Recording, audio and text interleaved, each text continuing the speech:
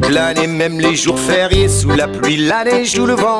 Notre passion, notre métier se vit au milieu des champs, à la fraîche au petit matin. Le coq nous clame ses chansons. L'année prochaine, oui c'est certain, il remportera l'Eurovision. On ne redoute pas le labeur, pour le pire, pour le meilleur. La terre est au fond de nos cœurs, car nous sommes agriculteurs.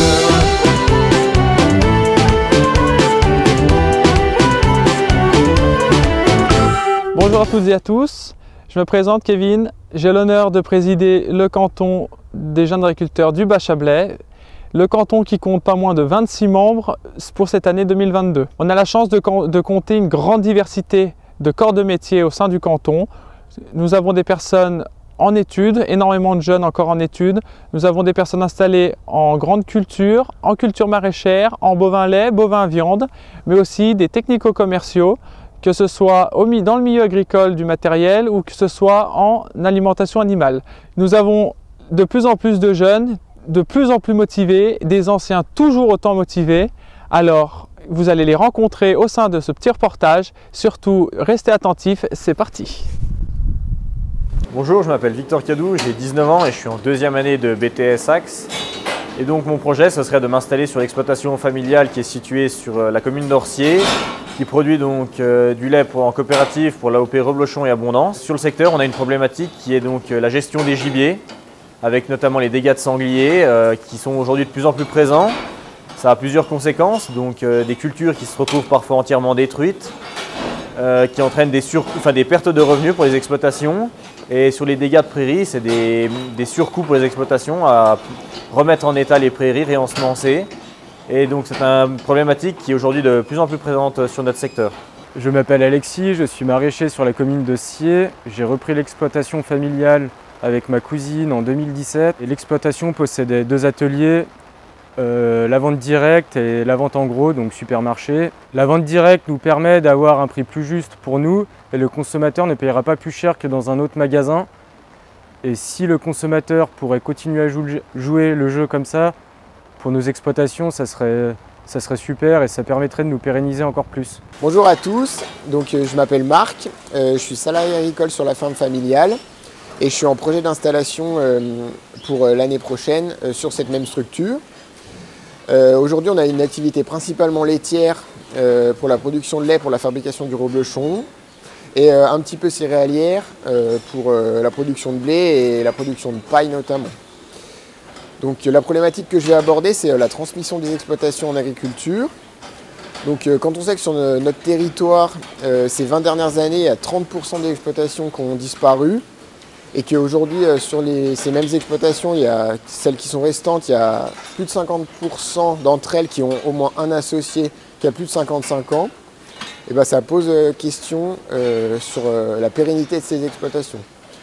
Donc sur notre territoire, qui est très dynamique d'un point de vue population et d'un point de vue croissance économique, où le consommateur il cherche de plus en plus à s'approvisionner en local, à consommer des produits locaux, bio et à avoir de la proximité avec les producteurs, et ben, ça pose question de comment pouvoir s'approvisionner les gens dans un futur qui n'est pas si lointain. Si ces exploitations elles sont pas reprises, s'il n'y a pas des choses qui sont faites pour ça, et ben, peut-être qu'on va être amené à plus importer d'autres régions, voire de l'étranger.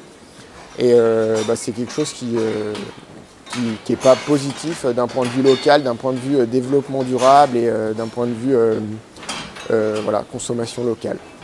Bonjour, je m'appelle Mickaël, j'ai 18 ans, je suis actuellement en études au lycée agricole de Reynac, en filière agroéquipement. Mon projet d'installation serait de m'associer ou de m'installer à mon compte en polyculture élevage ou culture suite à un BTS. Aujourd'hui, je voudrais vous parler des incivilités qu'on peut subir. Donc, notamment des canettes qui peuvent être jetées au bord des routes et dans nos champs. L'été, quand on fait les foins, elles peuvent se retrouver dans nos rations, ce qui peut provoquer des ulcères à nos vaches et qui peut être mortel. Une deuxième incivilité qui serait les routes On a souvent des machines, des tracteurs assez larges, assez longs, qui sont aussi assez lents.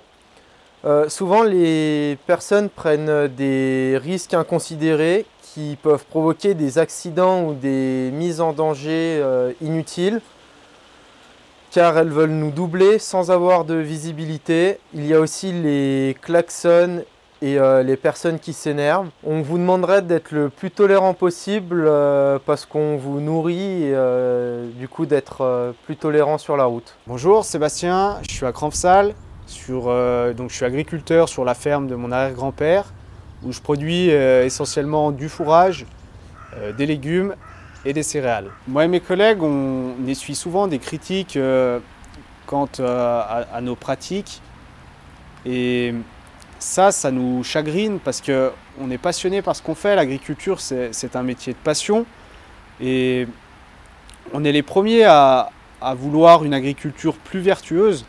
Mais aujourd'hui, on est dans un point de rupture, c'est-à-dire qu'on n'a pas la démarche des consommateurs, on a besoin qu'elle change. On peut produire mieux, mais c'est le consommateur qui vote quand il va remplir son panier. Et aujourd'hui, on a besoin que les gens consomment de saison, consomment local, pour pouvoir aller plus loin dans cette démarche et proposer une agriculture encore plus vertueuse. Tout seul, on ne peut pas le faire parce que simplement quand on produit quelque chose, il faut qu'il y ait une demande en face. Aujourd'hui, on est allé au plus loin qu'on pouvait, mais on a besoin des consommateurs. Et il faut casser cette idée reçue qu'aller acheter des produits qui viennent de l'étranger, ça coûte moins cher. En plus de ça, en faisant ça, c'est cautionner une agriculture que personne ne veut ici. C'est que tous ensemble, consommateurs, agriculteurs, qu'on peut y arriver et répondre à ces enjeux de transition écologique. Donc, consommer de saison, consommer local, consommer Haute-Savoie et pensez à nous. Car nous sommes agriculteurs. En perpétuant les bonnes pratiques, les jeunes agriculteurs du Bas-Chablais sont les architectes de votre territoire. Soyez les consommateurs de ce terroir.